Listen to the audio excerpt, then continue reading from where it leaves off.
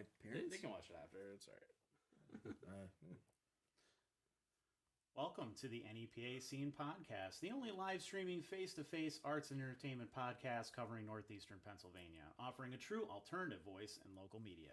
We're coming to you from the NEPA Scene studio underneath Center City Print in downtown Scranton. I'm Rich Howells, the founder and editor of NEPA Scene. Summer Costco is behind the scenes in the producer's chair. And tonight we're here with the Keystone Arts Center owner Brad Wells and organizer Bryan Dewey. They've opened a new performing arts venue in Wilkes-Barre. So we're going to talk about their first big kickoff event, the Harvest Groove Festival, on Saturday, September 13th, that features live music, DJs, stand-up comedy, poetry, and yoga. Their exciting plans for this 5,400 square foot multi-use facility that can accommodate up to 500 people, including a main concert hall that fits a crowd of 300, bringing together all kinds of artists under one roof, the need for entertainment venues in this area and what will set them apart, booking and planning shows, Brad's Silent Disco Company, Silent Sound System, and their unique events, and much, much more. So please join us with your questions and comments down below. Join the conversation. We'll get to those later on in the show. Before I dive in, I just want to thank our sponsor, Center City Print, who provides us with this great studio space. Use promo code NEPA Scene in person or online at centercityprint.com for 10% off. Center City Print can bring your ideas to life in 4 locations: Scranton, Old Forge, Kingston, and Hazleton.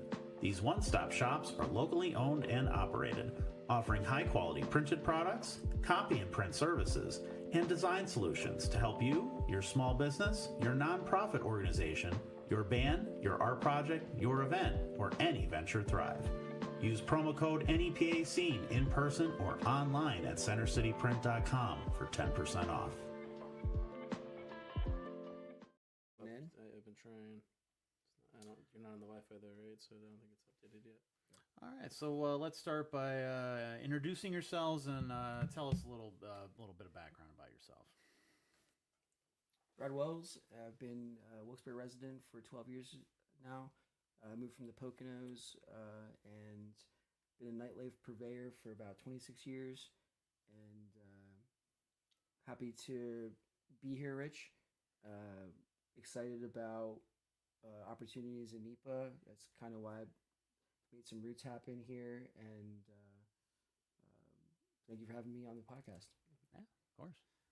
Bryan Dewey here, Scranton resident currently, been in northeastern PA, basically native in between some stints in Baltimore, Binghamton, and a little bit of Portland, Oregon for a brief time. Mostly been a professor around local colleges at Misericordia Kings, Luzerne County Community College, Lackawanna for a brief time. And I feel like I'm probably missing another college. It seems like everyone but Wilkes basically in Scranton. I don't think Marywood. I was most recently at Marywood for a very long time too. Currently still at Luzerne County Community College and also helping now at the Keystone Arts Center, along with the Silent Sound System, My Body Zen, and a number of other awesome things that we have going on in Wilkes-Barre that we'll hope to fill you in about today. Yeah, we'll get into all that kind of stuff. So how did you guys get involved in the music and entertainment industry in general? What was your initial interest there? How did you get into that?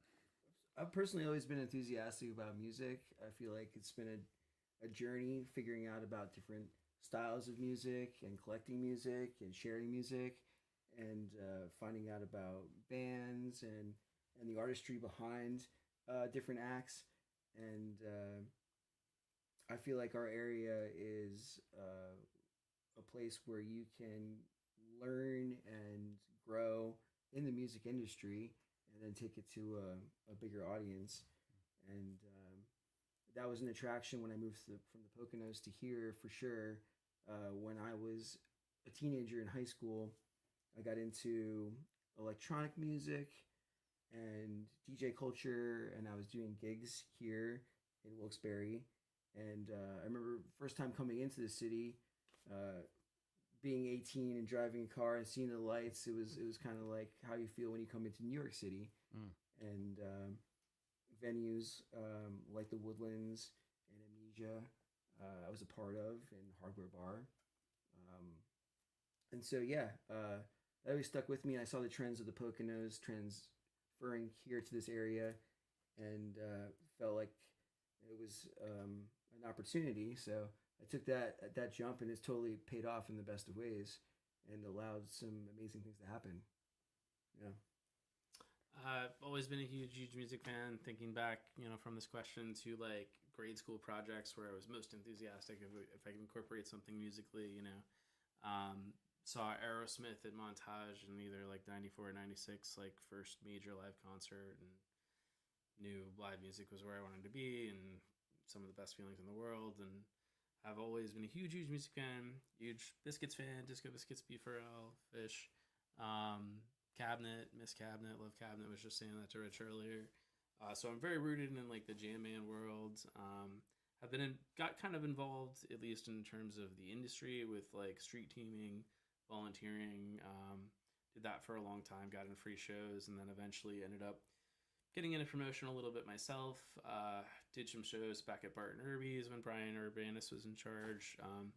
Did some late night kind of after parties for Cabinet and other events. Helped organize Satellite Ranch, if anyone watching remembers that festival. The NEPA Green Fair with my wife Allison was involved with that, which not just music but community, which is also what we're about. And yeah, excited to. It kind of like was out of music for a while, mostly just teaching, but opportunity now back with Brad, helping out. It's kind of feeling like home in a lot of ways. Like I'm kind of, I don't know. It's always excited to be involved with music. I think everybody acknowledges that. If you guys are here tuned in, you probably feel the same way. So yeah, excited to be doing what I can. Well, and that rolls right into my next question. What are some of maybe the events that you've organized that you're proud of, or favorites, or maybe, stand out for you that you've done over the years? So many to reflect back on in so many places. I've been involved with events in Philadelphia, as far north as Canada, as far as south as Florida. I was just part of a event down there this past year called Love Burn, and that's like a regional Burning Man event, and that was a great time. Locally, similar kind of events. One that's notable is called Freeform, where you become a participant of these festivals, and but then nightlife and club culture. Brian and I have worked on events together and known each other for well over a decade.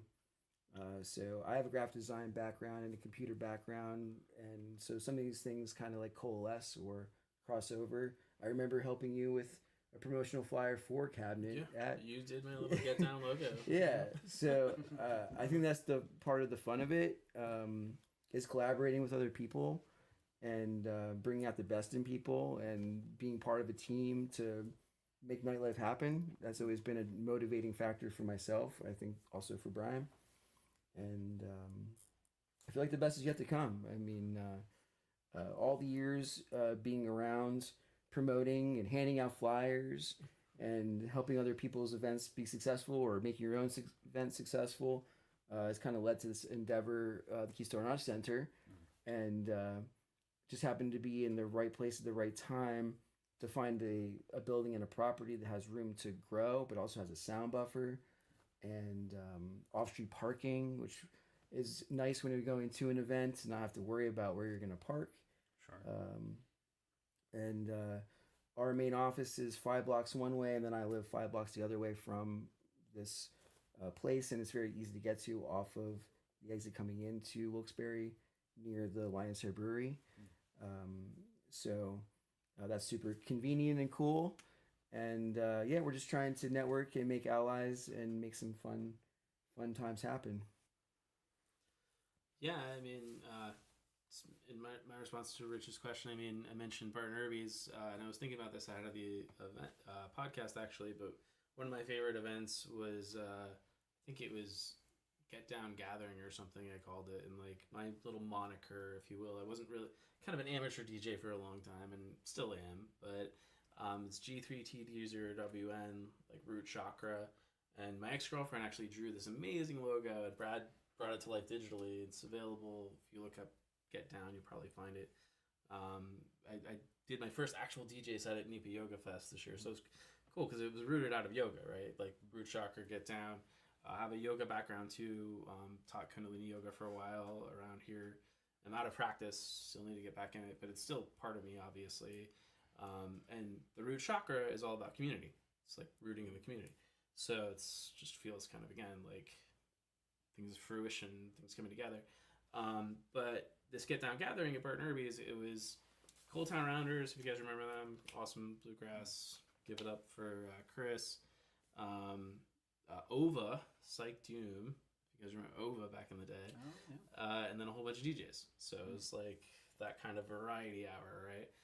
And those are the events I've always enjoyed the most. That's, I think, what we're trying to do with Harvest Groove, what we ultimately wanted to do at Keystone, provide a home for arts of all kinds. You know, we don't want to be picky, choosy, like the Jazz Cafe. I love the Jazz Cafe. I hate they were competing with it at times, but, you know, they have their niche. You know, they have their crowd. Like, we don't want to be just in one niche. We want to be able to be home for everybody, so...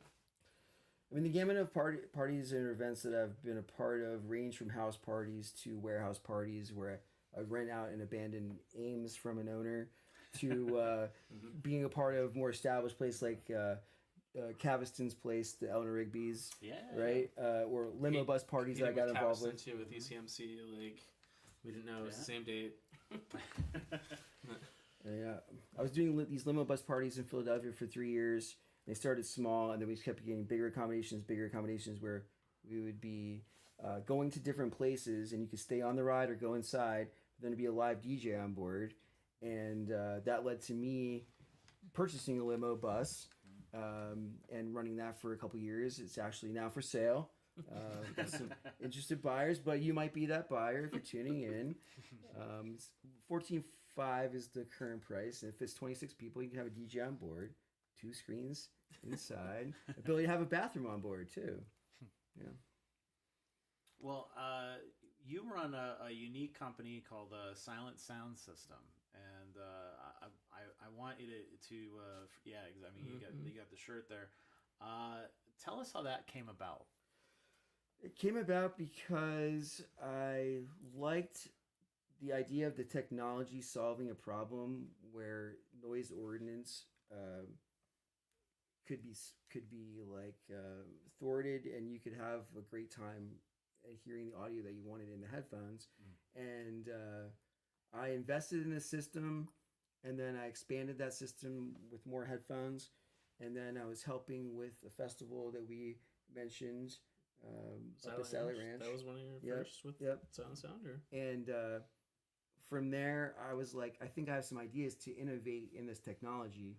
And then I made that leap, and it just snowballed from selling on eBay to figuring out how to make the product better than my competitors, and then getting a bigger adoption for people using it, and then spreading out to having my own website for the business, being on other platforms like Amazon.com and Walmart.com and Newegg.com.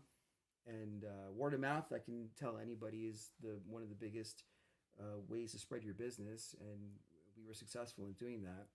And now we work with some amazing big companies, but also people. Just up at Elements Festival. Yep. Hopefully trying to do some more things with them next year, maybe with the venue too. Yeah, we were on The Price is Right on 4 episodes this year. Nice. We have a haptic wearable that ties in with our headphone technology that can be used for health and wellness, but also can be used for gaming or on-stage monitoring.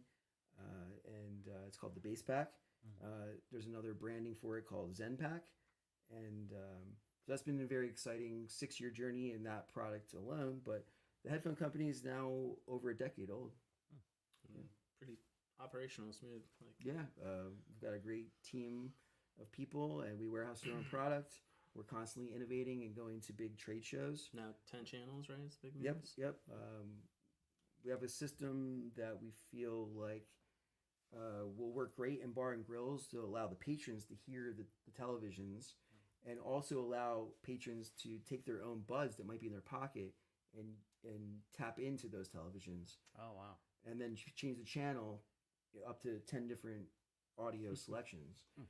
So when we have tired of your drunk and you can put in one bud and multitask or two. But what we found from doing some testing is that people didn't want to have headphones on in a bar setting because they felt like they were not approachable and able to have conversation. But we see people all the time now having like one bud in their ear and able to multitask. And so that's where this has led, and we're very excited about it. How do you begin to create that kind of technology? I would say a lot of it's from customer feedback, Rich. Okay. Honestly, yeah. We listen to our customers. We also are users of the technology, doing events and out in the real world, and it all coalesces. And it's fun to make those dots connect. Yeah. Yeah, when you find somebody that's like, hey, could you potentially do this? And like, we can't, but we'll work on it. We have an in-house engineer who's really talented, Robert Gilboy, where we take an idea from a starting point and then might turn that into a printed PCB board, and then 3D print some parts to make some housing for that, and then scale that up to be injection molded, for instance. And then have to make a manual, and then you make your version 1 manual, and then you make your version 2 manual. So that's I like doing all that. It's like putting together a party or a festival. Piece by piece. Yep, piece by piece. Yep. For those who aren't familiar with how a silent disco works, could you describe that for people? Like what's like to come into something like that, not knowing anything about it, and like what goes on and like how it works? Sure. So we should just be quiet and dance right now. Yes. Well, we're in Scranton right now, and I can tell you the last two that we did in Scranton. We're at Everhart Museum, a very notable place to visit, and the aquarium. And we did a fish-friendly event because the party was in the headphones. And we're getting yoga fish. But yeah, what it gives you is versatility because the audio is coming through the headphones. And if you think about it like setting up radio stations, our base system has 3 bands of audio. So it could be like 3 radio stations coming into your headphones. And beyond that, we have a 10-channel system. Anytime you make a radio station, that's something you could tune into. So it could be a movie that you can tune into. But there also could be a DJ in the same room that you could tune into, or a band in the same room. And maybe some comedy. We might be hopefully working with NEPA Comedy Fest too. Shout out to them. We'll be talking about that on the podcast in a couple of weeks. Fantastic. We're good friends with all the comedians, and they're doing a lot of really good stuff right now. It's a part of the scene that I feel like just doesn't get enough attention or credit. So that's cool. It's really neat to see you guys working with that. I feel I wish that's one thing in promoting Harvest Groove that like comedy should be getting more attention. They should be on our poster. But we got some poetry too. Poetry, another part of the scene that like I was blown away by some poets I heard. The Poets Live at Karate's yesterday. Jackie Purdy has been running Poets Live for a long time, doing a great job with it. Has some help, of course, too, but she'll be bringing the poets to Harvest Groove. And I used to read poetry back in the day, English professor, philosophy professor. So poetry is beautiful. Music doesn't happen without poetry, so got to give poetry some love too. I mean, we were blessed to work with Ryan Flaherty at the Keystone Arts Center. Prior to him having his magic moment at Madison Square Garden recently. Yes. And I'm excited to talk to him about that. We're really proud to work with him, proud of his accomplishment, and I feel like that can happen for anybody here at NEPA. Absolutely, there's definitely a lot of talent here. So, you mentioned the bass pack. Could you tell us a little bit about the technology and what that does too? So it has transducers that are like speakers inside, and what they do is take audio and turn them into vibration that you can feel. So someone sitting next to me with the bass pack, I can't hear it, but they can feel it. And it can be used for things like gaming or onstage monitoring. Mixing. Yep. Mixing. Feeling like you're immersed in the middle of a concert. You have the ability to adjust the intensity of the vibration to the volume that would be in your headphones. And we saw some other technology on the market. We felt like we could incorporate that into our headphone technology by making an output jack. And we made that happen. And then we started tinkering in our office. And a company from Canada, Sept, they, at the same time of us getting into the market, went out of business. And another company or two folded also. And right now it's like us making our product and a company from Europe called Woosier making a similar product. Ours is affordable at half the price of a Woosier vest. We were fortunate to do a promo in Orlando, Florida this past year with a laser tag company. It's from Germany. And the neat thing is when you combine it with laser tag technology, you can feel when you're contacted. And what's even more magical is that this software that works with the base pack facilitates a thing called augmented reality, which is like a VR experience, but you can see what's in front of you. It's just there's things that pop up that aren't actually there if you would take off the headset. And there's a laser tag experience that we're incorporating at the Keystone Arts Center from this company that I mentioned. It's called Laser Limbo, and it works with our base pack. And we're hoping to roll that out for people to experience. And it's neat because you could look at your wrist and see a watch that isn't actually there with your score, or look up and see a giant scoreboard that isn't actually there. And like we didn't have to install it.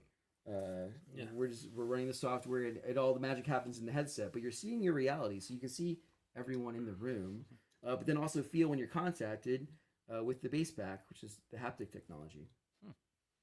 I'm more excited about the VR mini golf that I still get to experience. Okay. But that's pretty cool. These are two big projects. So one thing about Keystone Arts Center that people may not know, you hear new music venue, but it's a new music venue that also is an arcade. Lots of pinball machines, arcade machines currently at the venue. We're not sure. There's potential to maybe expand it, similarly to Bartari, something like that.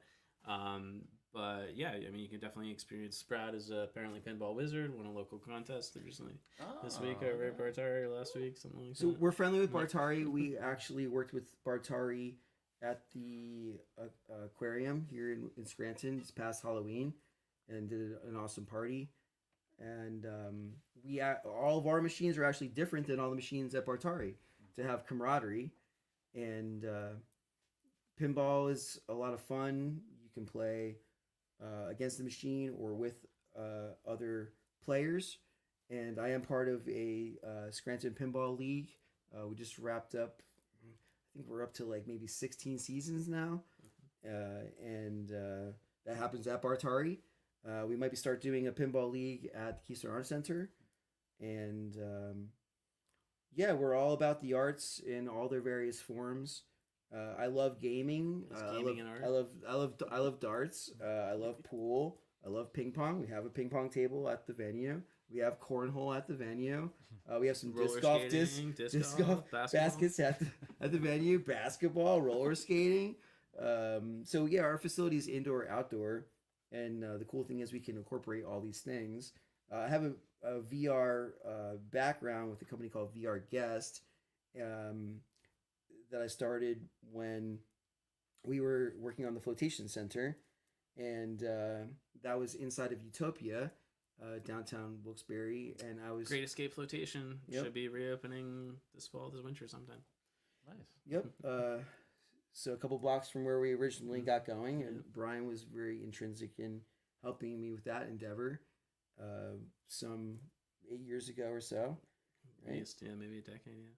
And I always just saw the potential in real world applications of VR technology, virtual reality technology, whether that was doing photography for Google and we became Google certified, or making an experience where you could see a gallery situation that had been somewhere a week ago.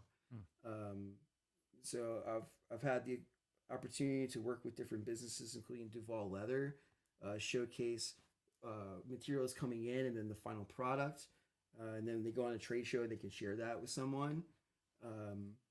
To families that maybe had an art collection that was being donated, but the family wanted to remember it in a special way, going in and doing photo, and then having them be able to relive it in a headset or online in a 2D way, but you can scroll around.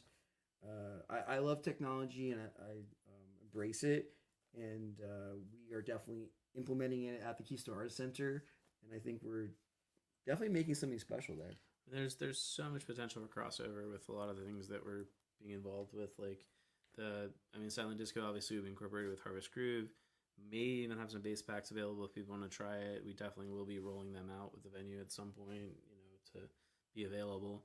All the VR stuff, like we mentioned, should hopefully be available. It might not be available like during events, but like before events or like.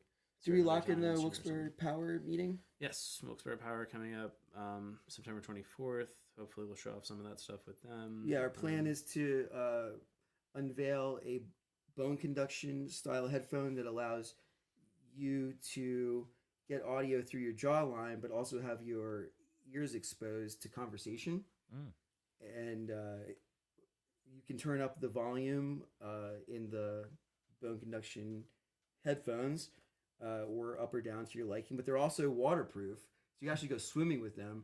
And which was the impetus with the Float Center, like there's sometimes there's a lot of crossover or stacking on these products. I got to work with the Wilkes swim team, and the coach could talk to the swimmers in the water. Oh, that's interesting. Yep, and the swimmers could then listen to their own music in the water. And we're hopefully going to be following up with them this year to do a promo. Yeah, would not have thought of that. That's really interesting. Yeah, one thing leads to another. One thing. Well, so let's get into the Keystone Arts Center itself. What made you decide to start a venue? When was this decision made? Was this a few years ago, or? It was, a few years ago. I've been looking for the right property, and that was really tough because one attribute that I wanted was parking to be good. I need to excuse myself. And another attribute was potentially the ability to expand, and also have a noise buffer. Right. So I didn't want to bother anybody. So where we found our home, we have all those attributes, and it was interesting when COVID hit. The price of residential real estate went up, and the price of commercial real estate went down, and we happened to see a big price drop on a particular property that had all these right check boxes, and we've got great neighbors. JB Machine Shop we're friendly with, and they let us borrow their forklift from time to time. Same thing with Superior Vending to our right, and we try to trade services and knowledge, and so little by little, we've been renovating the property. So it used to be an MRI center. And I was going to ask, it looked like it was maybe a medical building or something at some point. Got good bones, Rich. They're thick walls, which you need to keep bass and sound inside. Yeah, the party inside, not annoy anybody. Right. We have an awesome sound system that we are promoting. We have 2 technicians from New Jersey who help us set it up. But they're also spokespeople for the system. Okay. So if somebody wanted to check out the system or they liked it and wanted it at their venue, whether it's in Pennsylvania or outside, we're able to facilitate that. Like Bryan mentioned, there's 14 or so pinball machines, and we're looking to add more. We're looking to add shuffleboard inside. And so there's some cool technology with the experience of renting out the equipment, but also paying for your baby beverages that we're working on right now. So it's a testing ground too for some other projects. And the outside area, we installed a roller skating rink to make it very smooth. And we're putting up a big 20 by 40 foot tent this week in preparation for Harvest Groove. And that came from another performing arts space. Can't remember the name right now, but they basically retired. And that was a great find because it was an affordable thing, and it's going to give some cover. We have room to add on to the building. I think at some point in the future we could get the numbers up to 1,000 people, maybe even 1,500. And we're talking with some other entities about booking bigger artists in the future.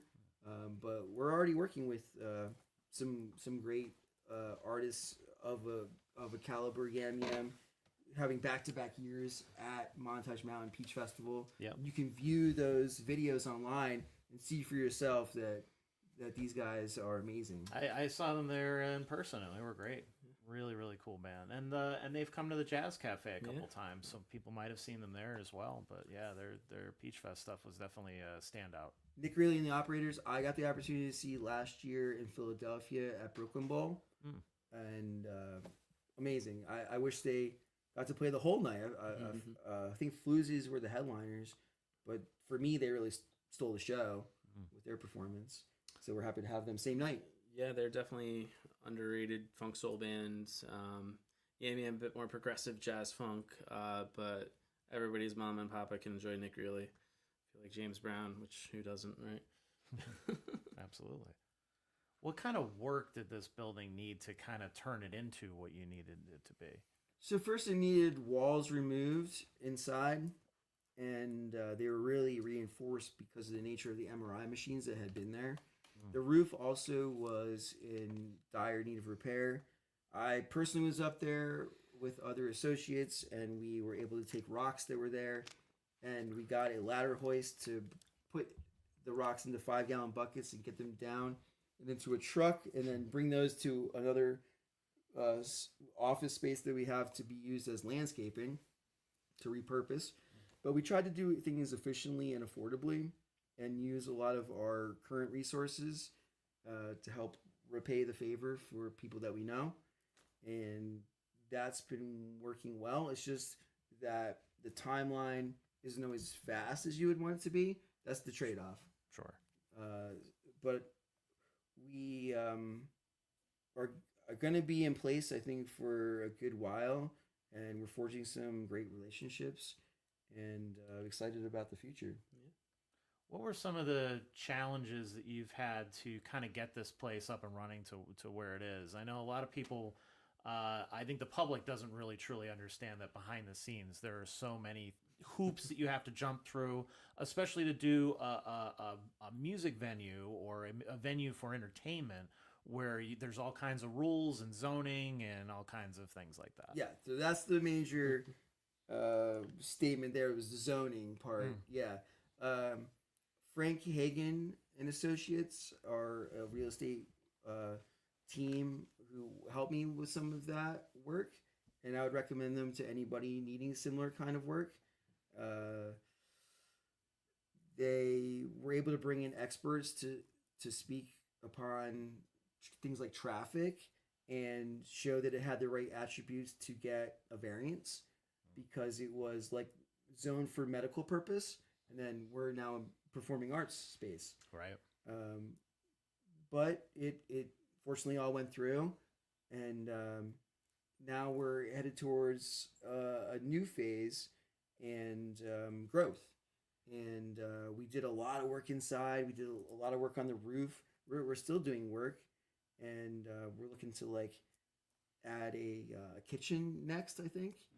And we're still removing walls, and then potentially adding walls, and then cleaning up the property in general. So I had the good fortune of working with an amazing sculptor who's now 97, named Herbert Simon. He got a Lifetime Achievement Award at the Kirby Center last year. And 4 years ago, we started on a commission sculpture for the venue. And Jim McCabe in Dallas was the fabricator.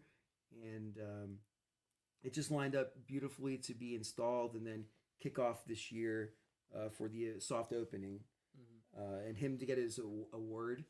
And we're like now installing uplighting on that sculpture, showing that you could be 97 or 16, like we did a Sweet 16 party, to show the breadth of what we can offer at the Keystone. Speaking of Asian partying, I didn't mention you the Underworld Boiler Room. I don't know if you saw it. I did not see that yet. Do you know Underworld? Classic DJ duo, 66 and 68-year-old DJ duo. Oh, okay. Rockin' Boiler Room. Check out the Underworld Boiler Room. I did see Underworld perform about 3 years ago with Lee McClintock. Yep, I think that was down in Philly, and that was like their comeback, tour. Yeah, yep. Born Slippy. All right, so to talk about the actual space itself, or if you didn't see the press release that we posted on our website, you can go to nepascene.com and read that. So for those keeping score at home, this building is 4,500 square feet. Can accommodate 500 people in 3 central spaces, a main concert hall with a stage, a sound system, an LED wall that can fit 300 people, a smaller room for hosting DJs, small acoustic acts, gaming, things like that, and then an outside space that might get its own stage at some point. Then there's also, as you mentioned, the arcade, the Pinball Galaxy as well. It has pinball games and bumper hockey and ping pong and all that kind of stuff. How did you plan out these spaces and kind of make it all kind of flow and work together? We tried to work with what was there as much as possible and not do too much extra work. The DJ room is the Gamma room, right? The MRI lounge, right? Yep. Super thick walls in there. Can turn it up, really, really loud. And yeah, you tore down the walls for the main ballroom, I guess. Made that happen. Yep. Yeah, they were super thick, filled with copper and brass. I remember going to Allen Industries and recycling them one day, and we got like $3,000 for what we turned in. Oh wow. It initially feels like you walk around, you're like, what is it? How am I gonna get lost? But it's not too hard once you get the layout. It's just like 2 wings, like a V basically. Okay. Imagine like hospital wings, right? The first wing will be the DJ lounge basically, and we'll have acoustic acts. We've been mostly setting up the breweries there. Blind Cat, I think, will be there for Harvest Groove. I'll put some pictures up on the screen while you're talking. And then the right wing, right, the wing closest to the main ballroom, takes you outside to the outside area, and the green room is kind of attached to that a little bit, and there's a couple. We have another room which we'll probably try to make into like a relaxation room, where it's like if you need some downtime or if we need to kind of like deal with something, we'll try to bring it there, right? If somebody's having a bad time, right, needs to kind of take a moment, but. I think that's ultimately that space. There's so many closets that we have to organize and figure out. But there's the zoning actually I don't think even includes the outside, right? The occupancy. Yeah, so we foresee the ability to build up, and we see the ability to make the main room the full length of the building currently, and then the inside will be it'll be like 4 rooms. Potentially, yeah. There's so many directions. I like to think whatever the community wants is what we can do, but like where we get the demand, where we see the fit, but yeah, I mean, even just thinking about like targeting audiences and ultimately we're hoping people will rent the venue, do their own things. We can do our own things too, make our space your space, but is that space going to be more of place for kids to have parties, a place for wedding receptions, a place for promoters to kind of explore various things, or all the above? Yeah, I think it's all the above. Yeah. We've had the good fortune of working with Rock Street Music and Mountain Productions to hang trussing. I remember when there was no stage. Now there's an amazing stage. And we're working on a thoroughfare to go from the stage to the green room that will be special for artists to experience.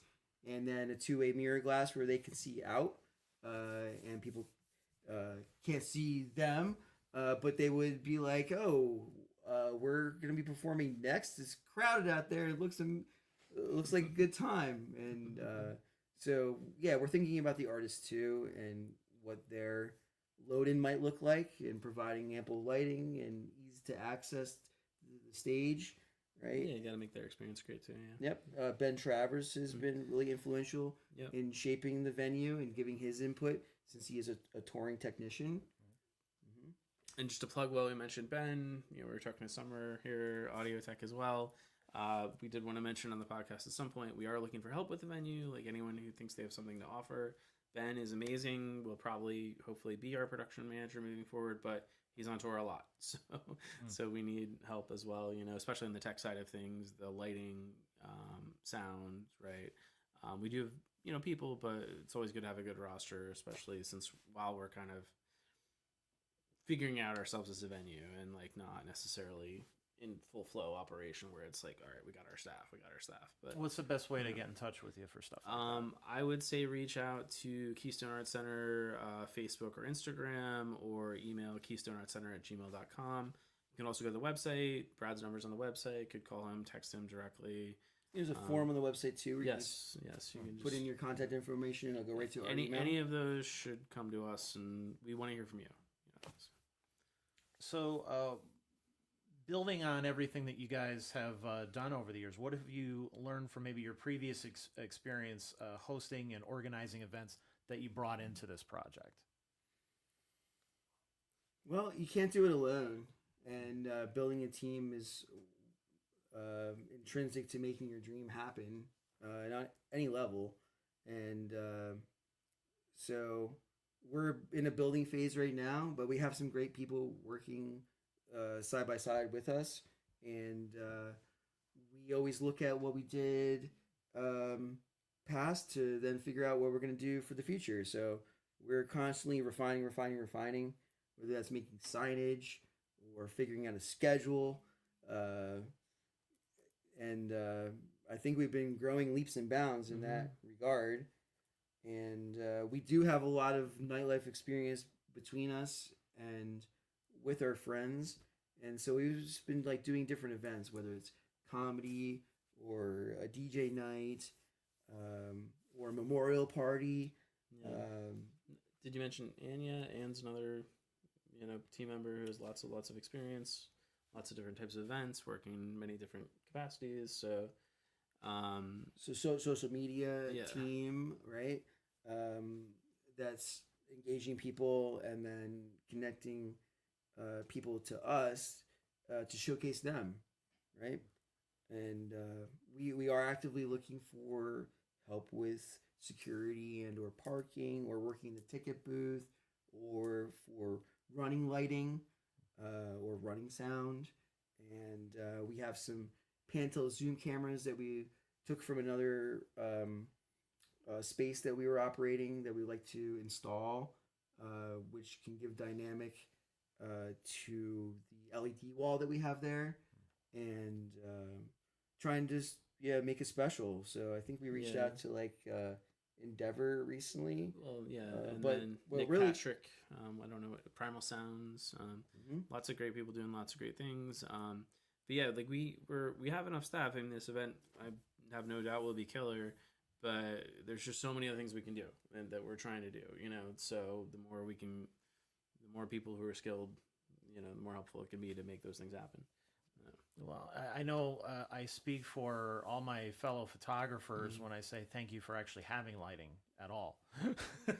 There's so many venues that have just not bothered with that aspect of things. Yeah. I've seen venues put tens of thousands of dollars into maybe a sound system or whatever else, and then there's like lights one little piece of crap strip of lights, or just using the lights in the room as the lighting, and it's like, oh my god, we're still working on that, but we do have a very nice LED wall.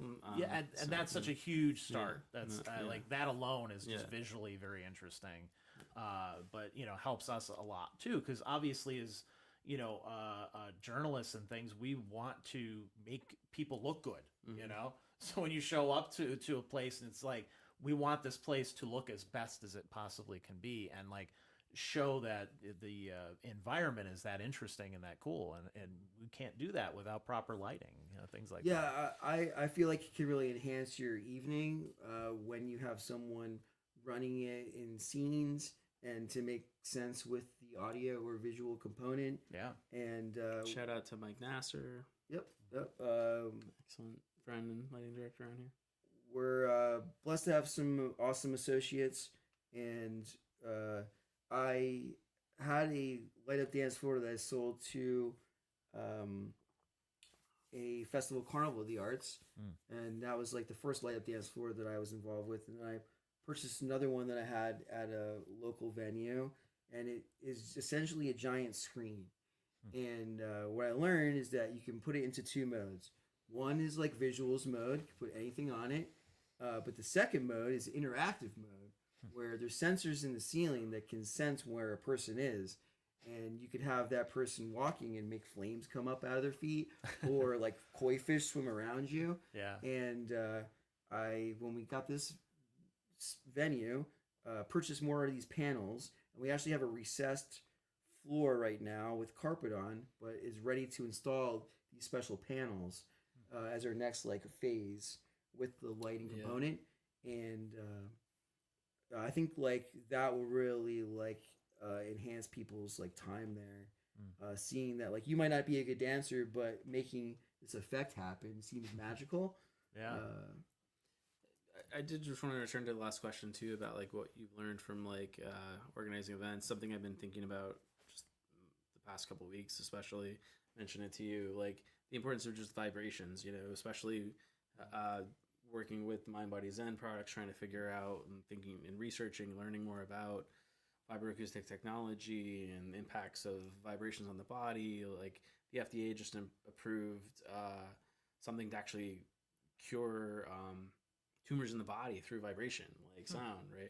So it's just, there's so much I think we still need to learn about that. And to me, with Harvest Groove and with Keystone, I just want to make sure the vibrations are good.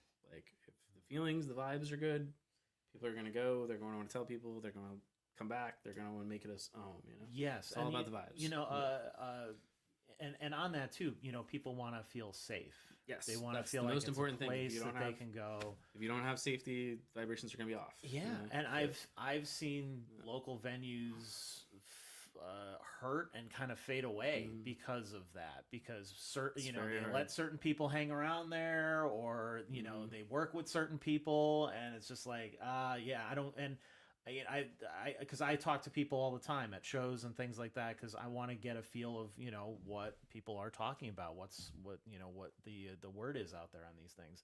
And I hear all the time, like, how come more women don't show up? And it's like, because they don't feel safe. They go to these places, and you know, it's a bunch of you know, guys making them feel uncomfortable. You want to go to a place where people feel open and accepted. And I think you guys, with your experience in all of that kind of stuff, I think this, I mean, it sounds like you're really trying to bring all kinds of different people together.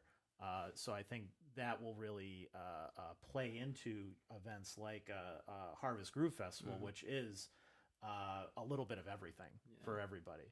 And it being an all-day event, I think helps a lot too, because then, you know, I think people kind of have it in their mind that, I have to go for, you know, the whole thing or whatever. You can go for the beginning of it, the middle of it, the end of it, and still get enjoyment out of it when you have that many things going on in one day. Definitely. Absolutely. And starting off with yoga, gotta start the vibes right, start the intention right. Yeah.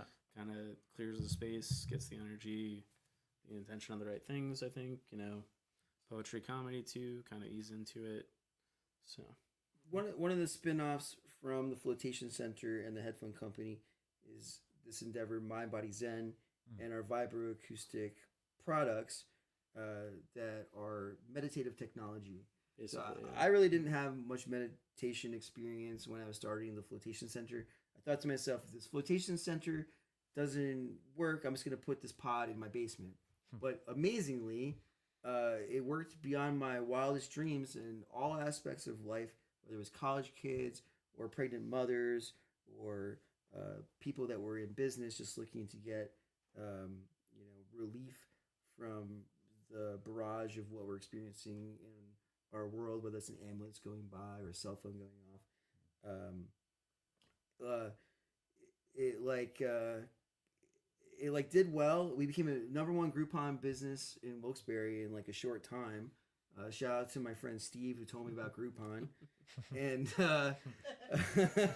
so I was like, this haptic technology, I think they would go with their headphones.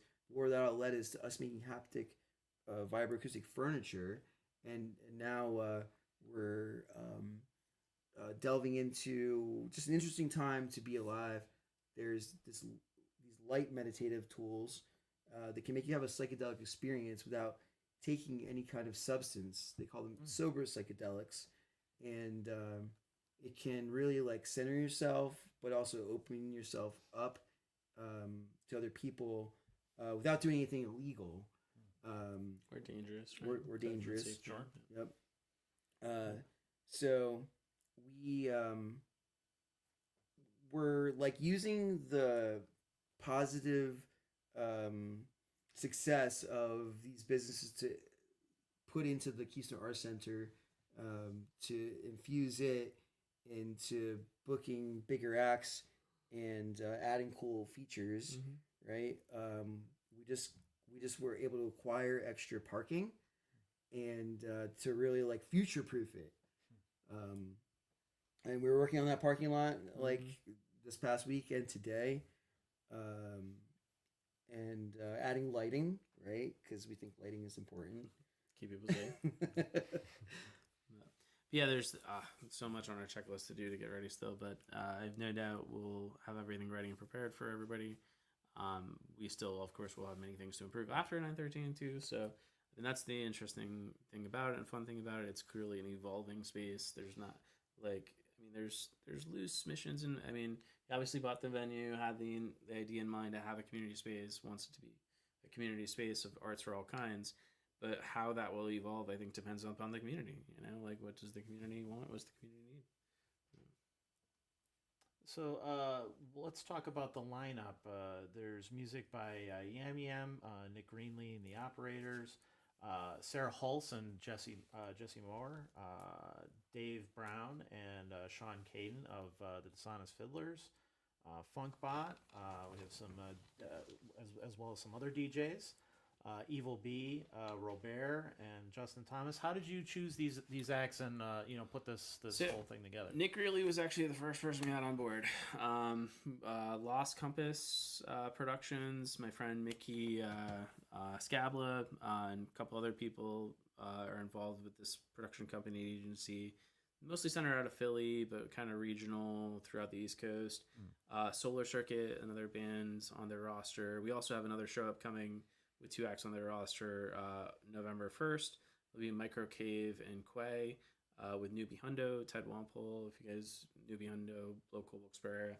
I would say legend at this point. He was Satellite Ranch. I helped him. There was a crew, but that was his baby. Right, yeah. But Newbie Hundo, Teddy is awesome. Great friend. Also worked with Brad with Silent Sound for a long time. So Lost Compass, we let them know we were thinking about the venue, and I don't know. I'm trying to remember like why Nick really was the first, but I started hooking up with Brad, working with him again, I want to say in April and March, after like many years not working with him, doing my own thing, teaching. I mentioned to Rich before the podcast, I had decided I need to find a full-time job. Adjunct thing's not cutting it. Sometimes doing 7-9 classes is too much. So I was like, all right, I have to say bye-bye to Marywood, keep my online classes, and look for a full-time job. Trump, of course, won, and so all the nonprofit funding went bye-bye. Those were the jobs I was looking for. But thankfully, I ran into Brad. He's like, hey, I'm looking to open the Float Center again. And that was my initial, I was kind of like the guy with the Float Center with him. So still kind of trying to do that. And then I knew he like loosely had this venue, but I didn't know where it was. And he had done all this progress in the past few years on the venue. Float Center still kind of, we're working on all these other things that need to happen. So while that is kind of in limbo, not limbo, but like waiting, I guess, it was like, oh, well, we have this venue. It's been sitting here. Let's do something with it, right? And it's ready to go. Like it's, it took years to this point where now it's ready to go. Obviously, again, still needs to, we're continually still improving it. But yeah, Nick really, I just knew was like an act I thought everybody could like. Like, again, if you like James Brown, if you like P-Funk, if you like Prince, like who doesn't like those acts? He's got a very soulful voice. They're a very underrated band out of Philly, I think, on their way up. He might be in an upcoming Abbott Elementary episode I just saw him post about. He was at the Phillies cool. Game where they were filming an episode there, and he's a huge Philly sports fan, especially Phillies. But got them on board, and then Evil B was the next person. I was like, all right, well, at least we got a nice funk night, right? Like, but we had talked beginning of the summer, like, oh, we should try to do one kickoff event, 3 rooms, end of summer, kind of try to target that. We'll have a whole summer to kind of like organize the event, promote it, spread the word, make it nice, make it good. So Nick Greeley and Evil B were the first, and we weren't sure if it was going to go bigger than that, or if Nick Greeley was going to be the headliner, and we'll still try to do the 3-room event, right? We knew we could book DJs for silent disco, for outside. I was confident I could get some solo acoustic acts or duo acoustic acts for the outside area. Comedy, poetry, yoga, we were confident we could kind of do all that too. And then Yam Yam, I was kind of thinking of like, well, I want one other funk band. We need 2 funk bands, and then it kind of fits, right? And actually, I'd reached out to Brendan Wristband, reached out to Elephants Dancing, like local acts, but Elephants Dancing actually booked at the Jazz that night. Come to Harvest Groove still, please. You could do Elephants Dancing and then still do Harvest Groove too. But I was in conversation with Yam Yam for a while, and we came to an agreement, and they were just the perfect fit to kind of make it bigger, right? So is it too big for our britches? Probably not, but it's definitely like we're doing it proper, we're doing it big, I think. Hopefully people will come out. We're still nervous that maybe they won't, and it'll be, all for naught. Pre-sales have been starting to move. While people listen, if they are, there is a discount code available. You can find it on Facebook and Instagram. Discount code Keystone. It's only good until September 7th. You use that, you get $10 off the pre-sale, or $10 off the door price, sorry. $5 off the pre-sale, so only $15. $15 for a mini festival. 2 funk bands, 2 acoustic duos, 13 DJs, comedy, poetry, yoga. Like, you're not going to beat that. So we just want to show people the venue. We want to like get people in the door, launch the venue. It's not about making money this event necessarily, right? Yeah, this is a gift to the community, but also helping us build our infrastructure and our team that's working there.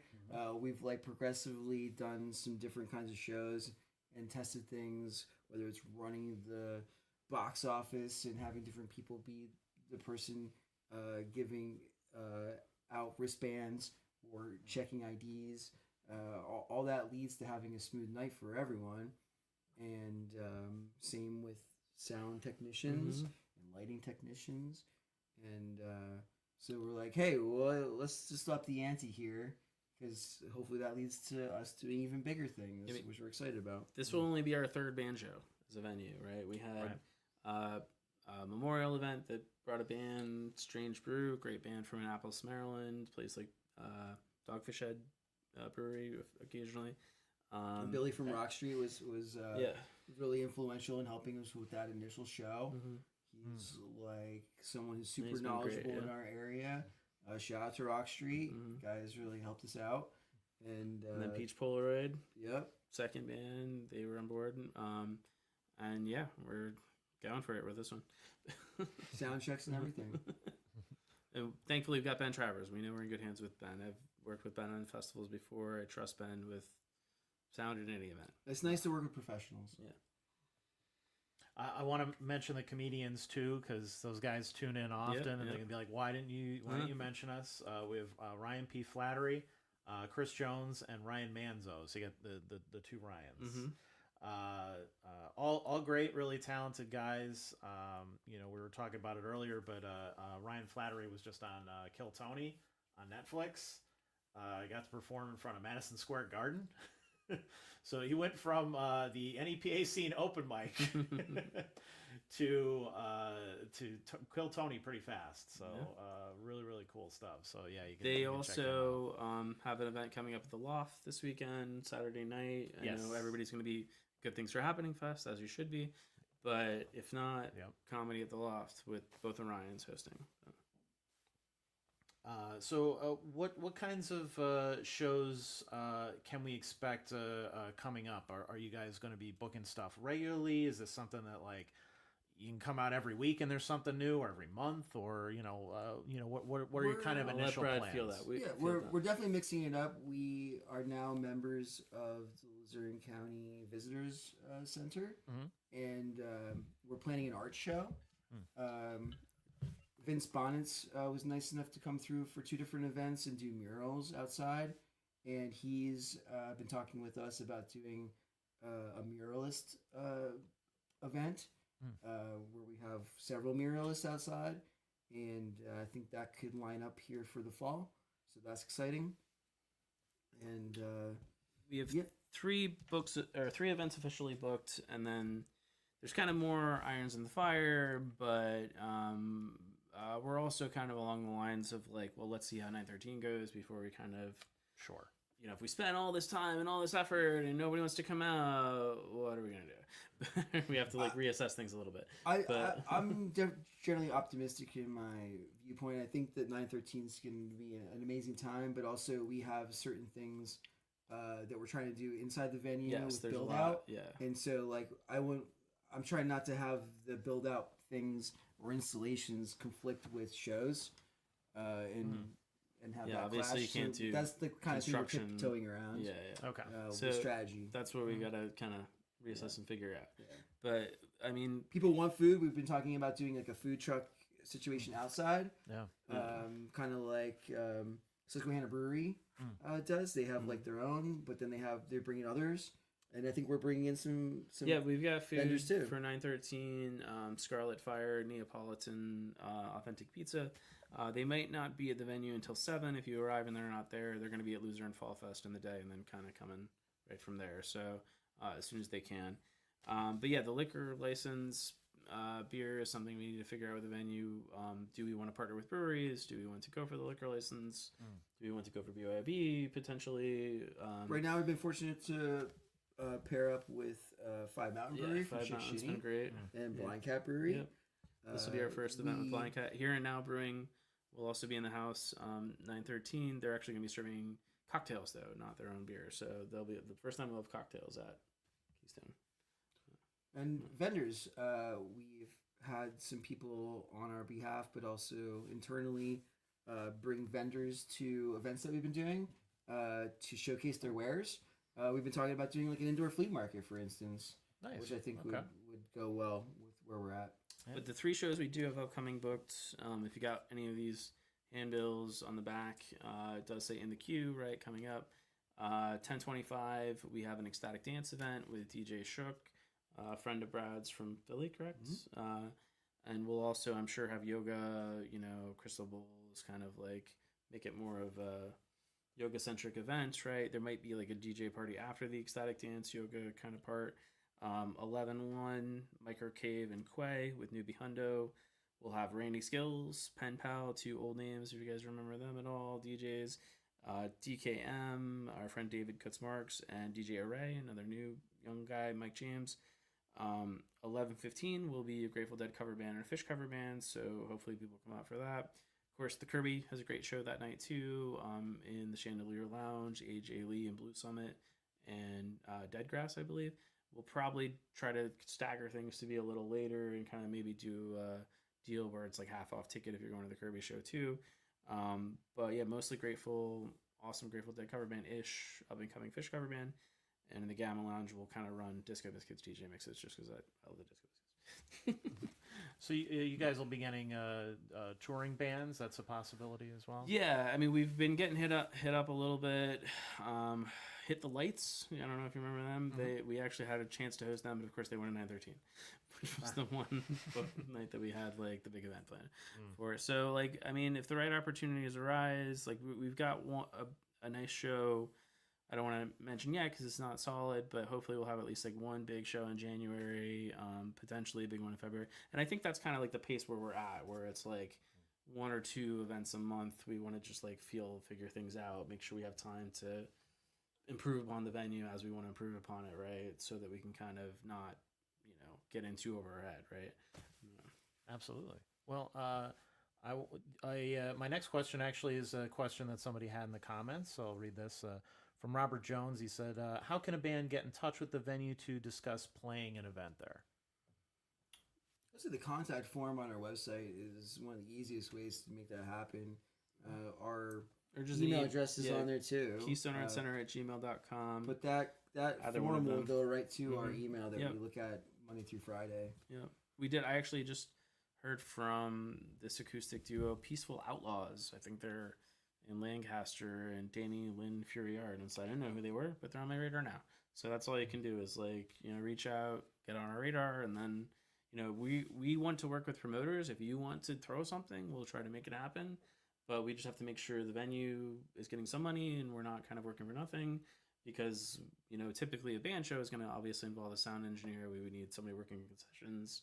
If the venue is doing promotion, that's a lot of work too, right? So, it's hard to make money in the music industry. Bands, I wish they deserve a lot of money. They work hard. They're very talented, but venues need some money too. I think we appreciate collaboration and we appreciate opportunity just like anybody does.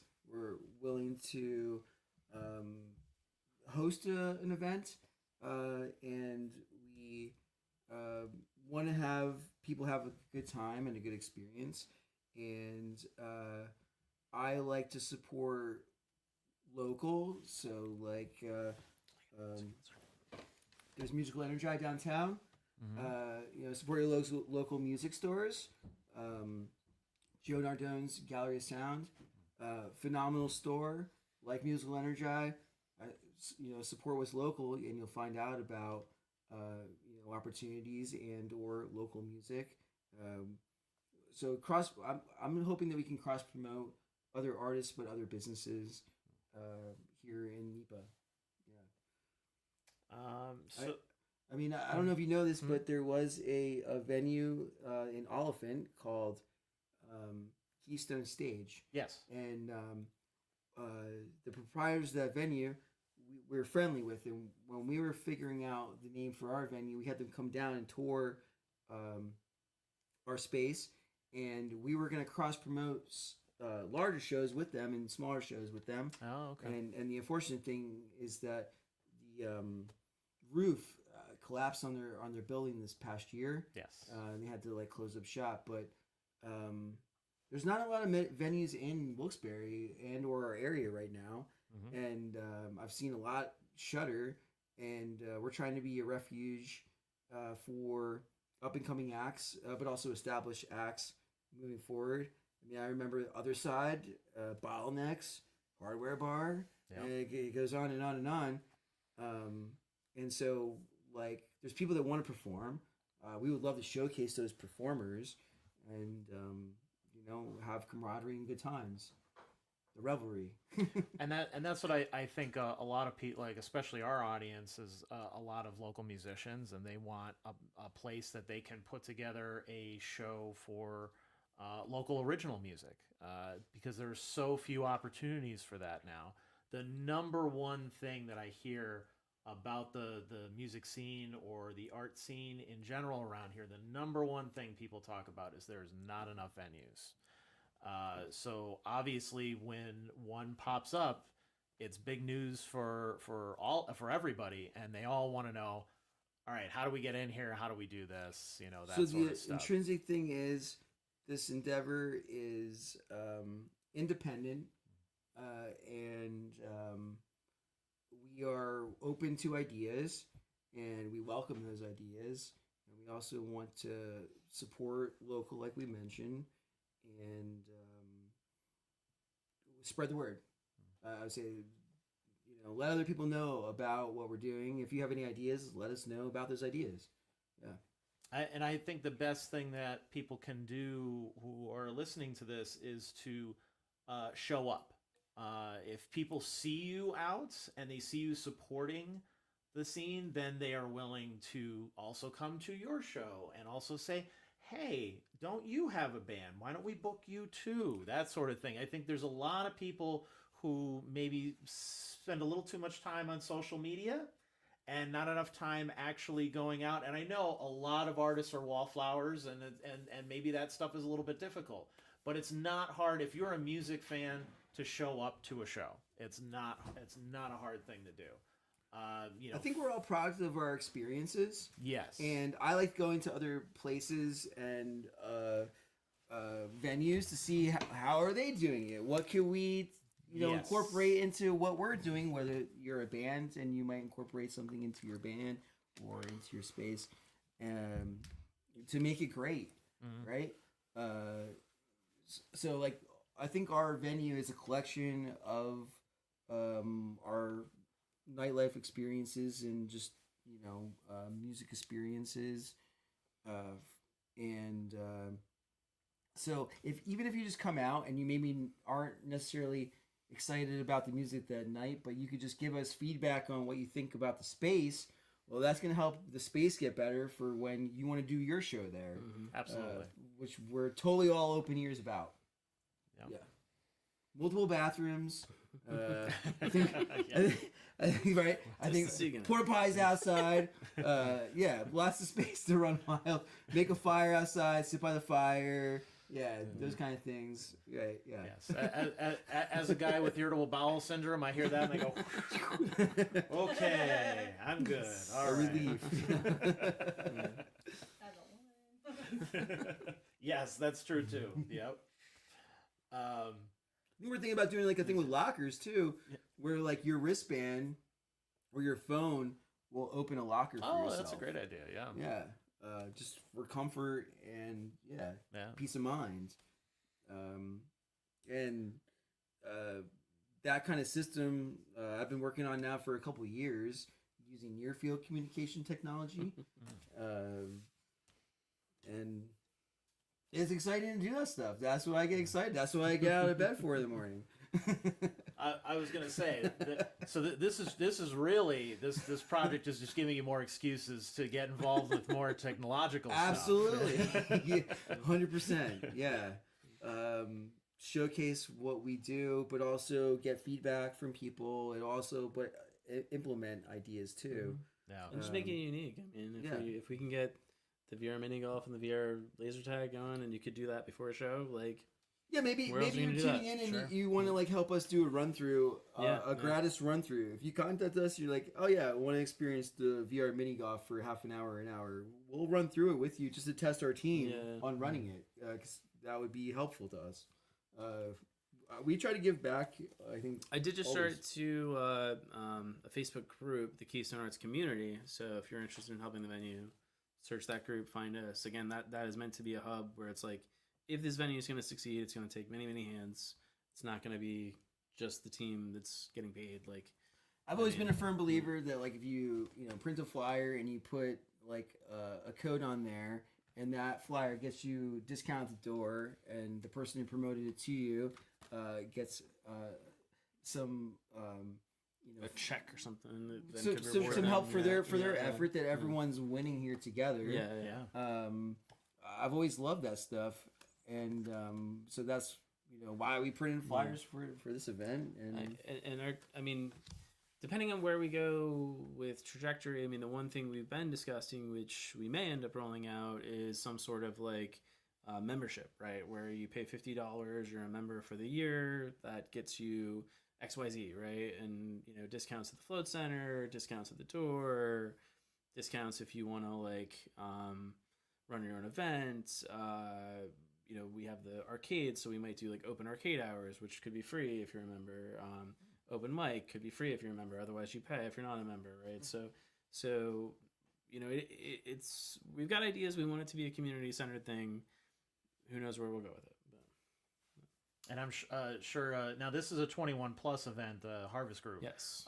But you guys are also open to doing all ages stuff as well.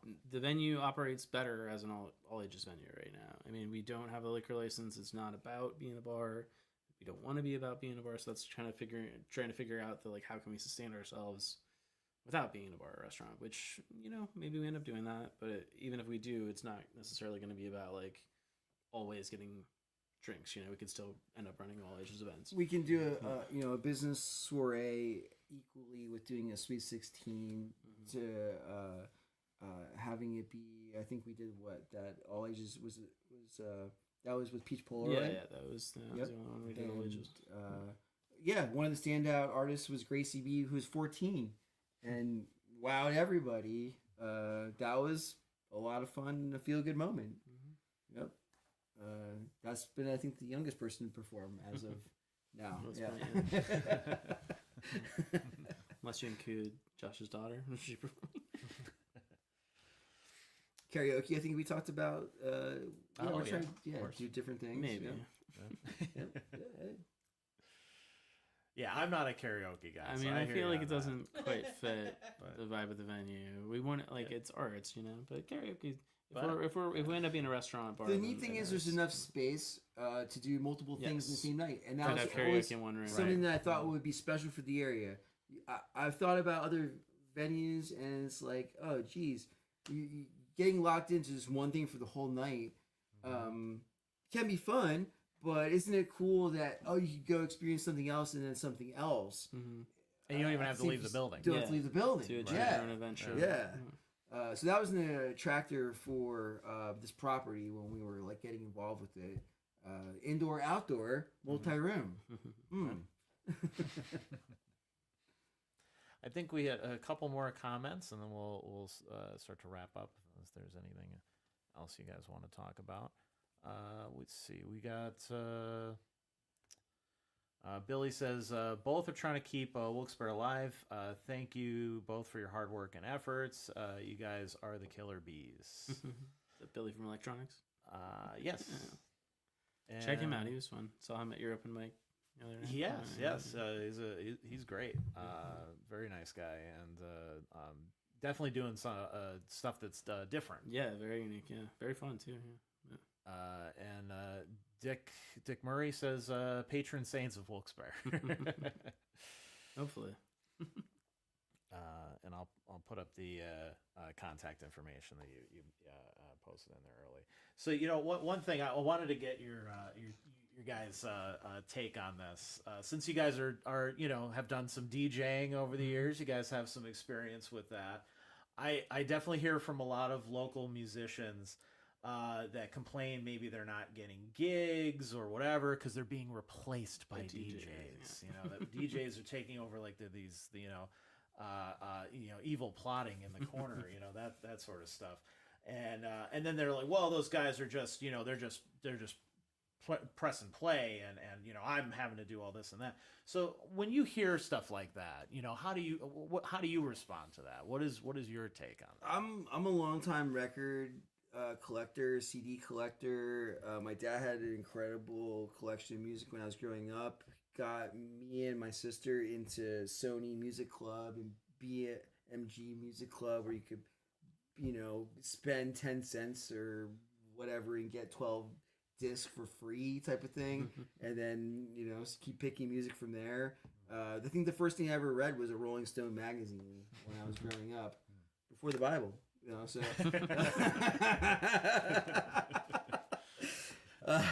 so yeah, music has always been like a great journey of learning the different types and getting fascinated about it, and then searching for what turns you on, because everyone has that thing that gets them going. But I have been part of DJ culture for a long time, and or doing edits of music. And appreciating music, and then trying to figure out chords. I think you can get involved at any point in this thing. So I wouldn't be afraid of AI or afraid of these tools. I would say, hey, embrace them for what they are. Each thing is unique, and they all have their superpowers, but respect it, or why be afraid of it, really? I feel like there's place for all of that kind of stuff. 100%. I have a gig coming up on Friday at Backyard Ale House, and I'll be there for at least three hours. I've performed there before. I'm happy to curate the set and engage people. And at the last one I just had was at Tequilas in Pittston, and great time. Bob Miller is the person who hosted the show. There were 2 rooms happening, so you could go indoors or outdoors. I happened to be lucky to be outdoors. Played an hour set there, and I enjoy reading a crowd, but engaging with the crowd.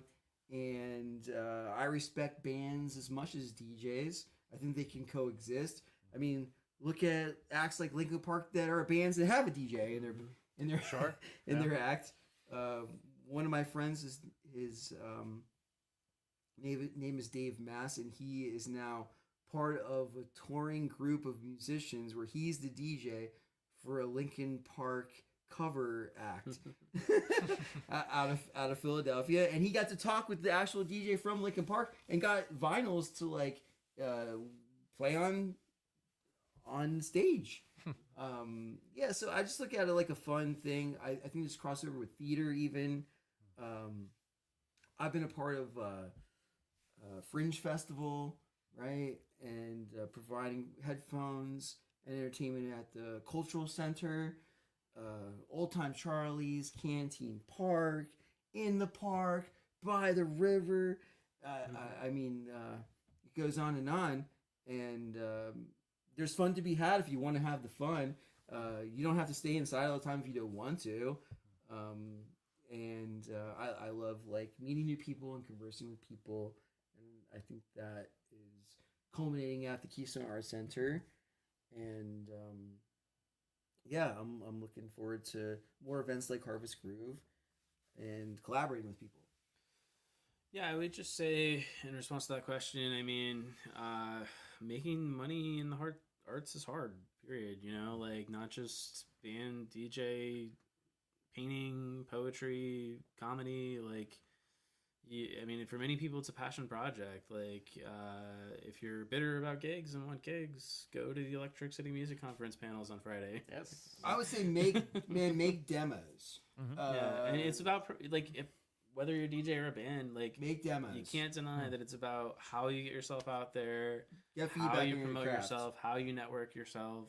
Unfortunately, that is half the deal. You could have all the talent in the world. You're not going to get gigs unless you figure out the right path, you know, like to get gigs, right? Like, it's not just, hey, I put all this work, you know, book me, right?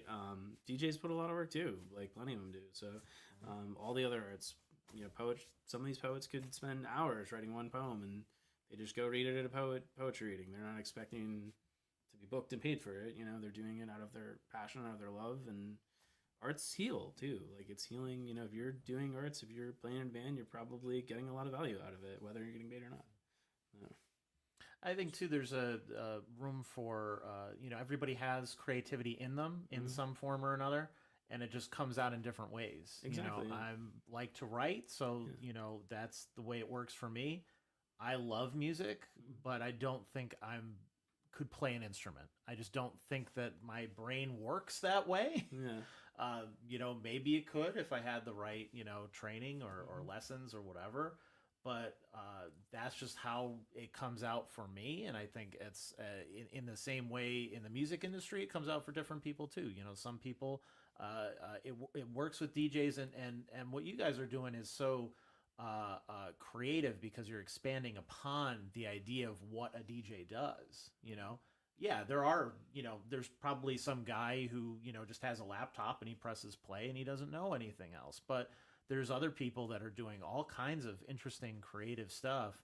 I mean, what you guys do around the area with, you know, Silent Sound System and things like that is just like, to me, it really just changes the whole definition of what a DJ could be. I used to work at one point as an assistant manager at FYE for Your Entertainment. Yes. Right?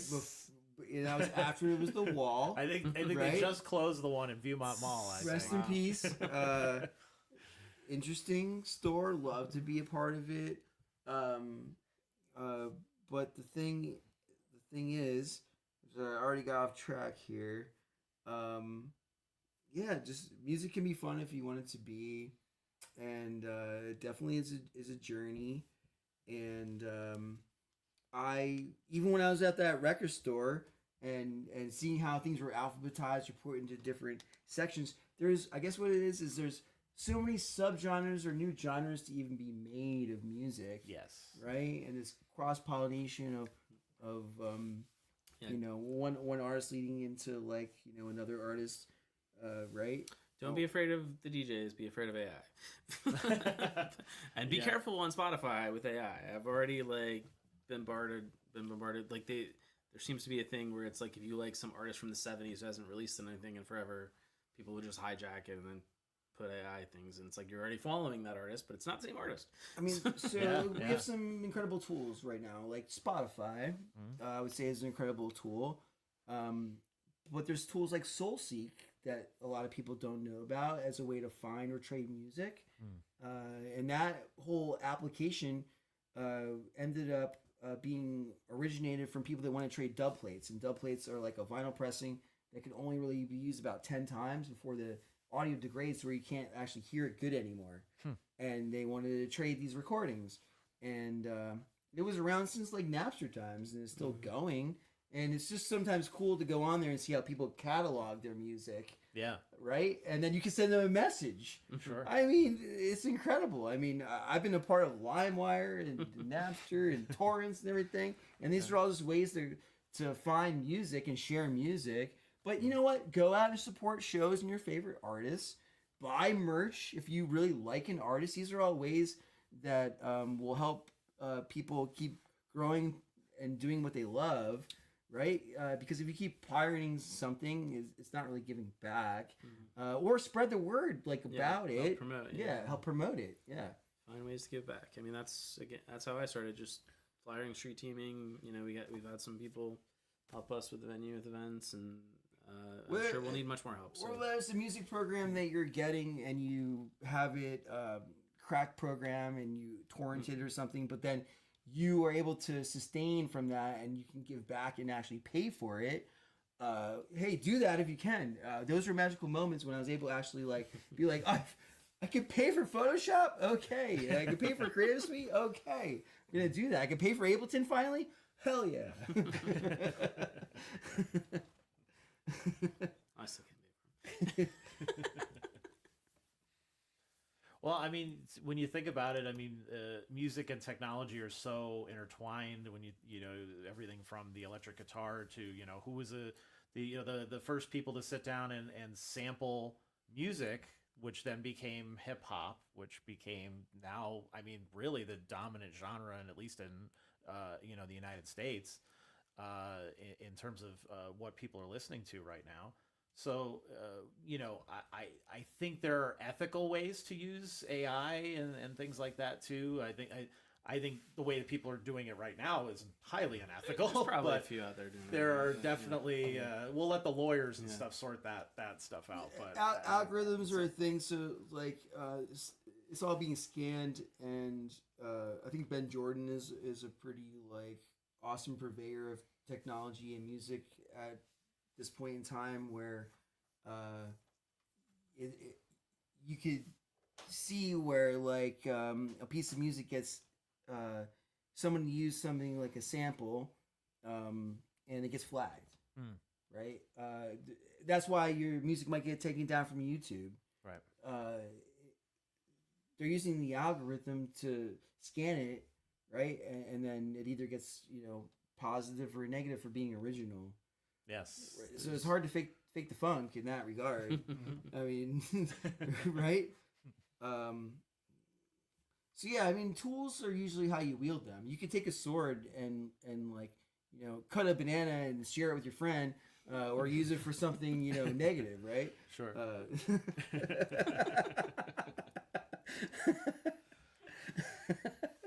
All right, one more question from the comments. Dick Murray, who commented before, wants to know what your favorite genre of electronic music is. My favorite genre of electronic music.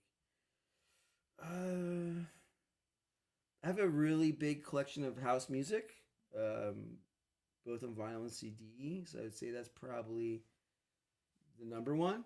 But I really appreciate everything from drum and bass to quirky dubstep. I mean, honestly.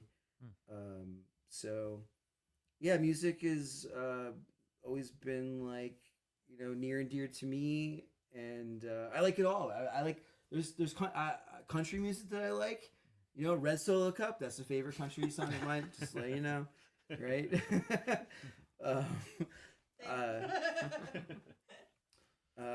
But funk and soul, like James Brown, heck yeah, they're high on my list. Also, music can really fit the mood, right?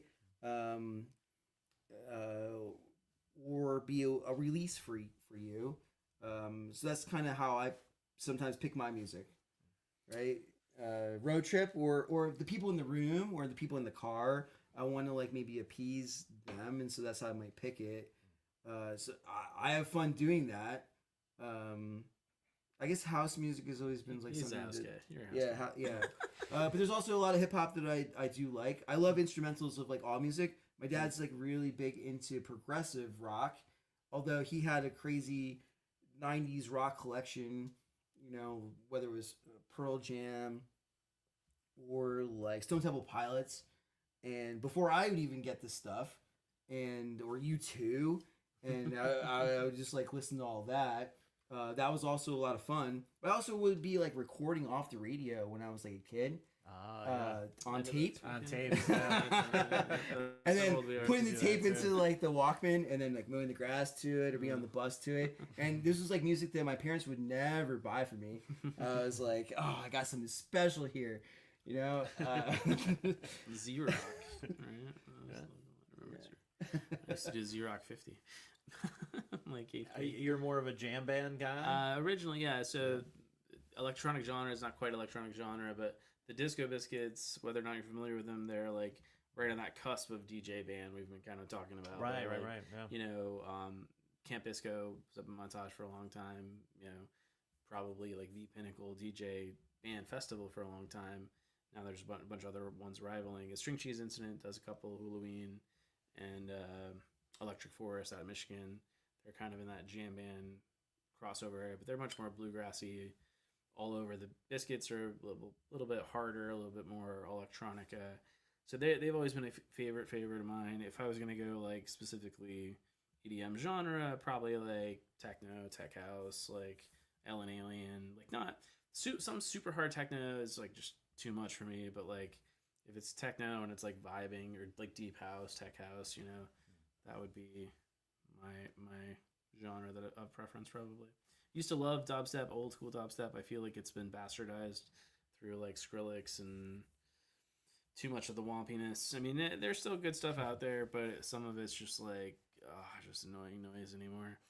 But Brian Williams, Grateful Roast Coffee, he will be a silent disco DJ at Harvest Groove. He's gonna be bringing in the good stuff, the good dubstep. There's plenty of other good dubstep DJs too locally, you know, around. So I don't want to give it a total bad name, but like I think you said he was gonna play bass house.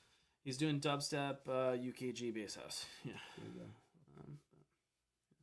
So there'll be a wide variety. We just announced the silent disco lineup today. Unfortunately, got out a little late on social media. There's always so much to do at the office. So Emily Makaravich is our graphic designer. She's always working her butt off doing XYZ. She's behind the images here for the posters and everything. But yeah, we got the silent disco lineup. We unfortunately lost Bombay. He was booked. I approached him like one of the first people I approached. He's like, no, I can't do it. I booked it at Bethlehem Casino. Hit me up a couple months ago. I can do it. I'm doing it. And then just hit me up today again. It's like, I booked the casino. He's a hard worker. We respect hard workers. Yeah, Bob Miller. Yes. He's been doing so much to promote Unite the Scene, DJ Bombay. Like, yeah, he's been hustling all over. Club Tequilas is kind of his home base. I haven't been up there for anything yet, but I know he's been doing good things all the time. I can see and I've heard reports. But hard for me to get out with a little kiddo. Thankful for the Keystone Arts that I get to still be involved in this way, though, too. And for people who want to follow your DJ stuff, you have DJ names, right? Yeah, Brad Basic, BAESIC on Facebook, and I'm on SoundCloud and some other platforms with mixes. Mixcloud for sure. Yeah, so if that's something that you want to contact me about, you're totally welcome to. Like I said, I just had a gig at Tequila's in Piston. I have one coming up at Backyard Ale House. I've played at Backyard Ale House several times. Many St. Patrick's Day parade days, right? But yeah, I like all genres of music. I like playing for the crowd, but also for myself a little bit. But that balance, and I think that's where I had the most fun personally. And yeah, music is the spice of life. You know, a little bit of variety can go a long way. My little moniker, you can probably find it G3T User WN. Brad's very much pro. I'm very much amateur. Like, actual first DJ gig was just at NEPA Yoga Fest. You probably won't see me out anywhere except for at Keystone for a good while. Just kind of like Getting your basement feet wet. DJ. Yeah, exactly. I mean, I worked with Tractor back when I was in grad school. I spent so much time making these really weird eclectic mixes, and I do have a SoundCloud. You can probably see some of them out there, and I mean, I just listened to one from over a decade ago, and it still made me feel the feels and feel deep, and I'm like, this is awesome, and I love it, and it's just makes me feel, and that's what music I think is all about. It's vibrations, feelings, right? So do what moves you, come and groove. I do some consulting. I have given a good amount of DJ lessons over time. Would recommend Brad as a teacher. He's been helping me out with relearning kind of things, and happy to share that knowledge. We are doing promos with DJ Life magazine, which used to be called DJ Times magazine. We're part of an expo every year for about 6-7 years running now in Atlantic City, called DJX, the DJ Expo. Usually have a silent sound event, some sort of big party there at you DJX. can see some recap videos on YouTube of silent sound system at Atlantic City, and it's a way for us to showcase what we do and also educate the public about what we do and have some fun doing it. And some of that will be at Harvest of Harvest Crew for sure. Awesome. Anything else you guys want to mention before we get out of here? I don't know. Just thank you to Rich, NEPA Scene. So much work. I know how hard it could be. You're always out there. Go support the open mics. Hopefully Keystone will have an open mic eventually. We're again trying to zero in. We were thinking as of now maybe like a once a month open mic, open jam. We have a little bit bigger venue, bigger space, so maybe it could be like the one that you guys want to try to get to, right? If you're just doing a once a month thing. And again, who knows, we might run out that membership tier where it's like you have more of it's free if you're a member. If not, I mean, I don't think it's much to ask. I know if I had the opportunity to support a venue when I was younger and still today, $50 a year to have a home for the arts, not that much, right? Absolutely. But it's hard for venues to sustain themselves, especially if they're not selling booze, selling food, and I mean, the young kids don't buy booze anymore. Yeah. But which is good. I mean, it's not something we want to, shame them for. But We talked about having mocktails at the venue, and so we would love your input on what kind of things you would like. If it is mocktails, let us know about that. If you want to host like a sober party, let us know about that. The Ecstatic Dance event will be a lot of people that seemingly want to do that. That's the one thing that we haven't done thus far. People's opinions and feedback really matter to us, and we're just happy to be part of nightlife and part of offering something unique to the area. And this platform is, I think, a great way to share that knowledge, and we appreciate you having us on the show. Well, thanks again for coming down and making this happen, and appreciate everybody who tuned in tonight. I'll put the flyer up on the screen one last time here. The Keystone Arts Center in Wilkes-Barre is hosting Harvest Groove, a 21-plus indoor-outdoor music and arts festival featuring live music, silent disco, art, stand-up comedy, poetry, yoga, and more on Saturday, September 13th from 5 p.m. till 1 a.m. Tickets, which are $20 in advance or $25 at the door, are on sale now at KeystoneArtsCenter.com. And you said there was a promo code as well? Yep. If you hop in before 9/7 using the pre-sale code Keystone, KEYSTONE, all caps, you can save $5 off the pre-sale, so it's $10 off the door. Again, $15, mini festival. As Rich said earlier, if you want to pop in for 3-4 hours early, 3-4 hours in the middle, 3-4 hours later in the night, you're still getting your money's worth for sure, 100%. And we got Blind Cat Brewing, Here and Now Brewing, Scarlet Fire Pizza, so lots of great to be a good time. Other vendors and everything on board. Thank you so much. Please, if you enjoy the conversation, make sure that you like and share, do all the good algorithm things so we can reach more and more people, and we can get more people to come out to this event and future events. If you want to see venues succeed in the area, you have to come out to them. You can't sit behind your keyboard and complain about it. You can't sit on your phone and wait for people to come to you. You got to go to them. So please come out and support this new venue. And we will see you here next week for another NEPA Scene podcast. Same time and day, Wednesday, 7-ish. When we get going. Have a good night, everybody.